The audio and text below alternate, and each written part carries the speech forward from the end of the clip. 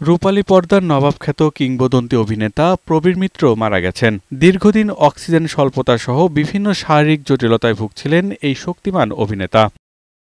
রোববার রাত 10:30টায় রাজধানীর একটি বেসরকারি হাসপাতালে চিকিৎসাধীন অবস্থায় তার মৃত্যু হয়। প্রবীর মিত্রের মৃত্যুর খবর শুনে হাসপাতালে ছুটে আসেন তার স্বজন সহকর্মীরা। আমাদের অভিভাবক বলতে বুঝতাম, আমাদের অভিনয়ের অভিভাবক বলতাম, একমাত্র দাদাই আমাদেরকে একেবারে আমাদের সামনে থেকে আমাদের শিক্ষা দিত, আমরা সেই শিক্ষা গ্রহণ করতাম। প্রবীর দাকে নিয়ে গল্প হচ্ছিল, কথা হচ্ছিল, অঞ্জন আপার মিলাদ নিয়ে কথা হচ্ছিল, কিন্তু এরই মধ্যে আরেকটি শোক আমাদেরকে আল্লাহ তাআলা দিবে এটা আমরা ভাবতে পারি নাই।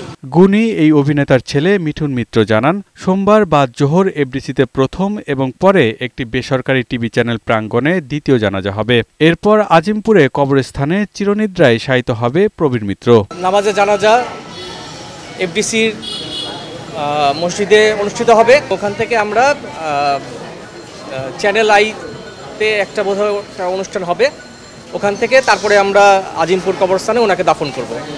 আপনারা সবাই ওনার জন্য, ওনার রুহের মাগফিরাতের জন্য দোয়া করবেন। প্রবীর মিত্রের মৃত্যুতে চলচ্চিত্র অঙ্গনে নেমে এসেছে শোকের ছায়া।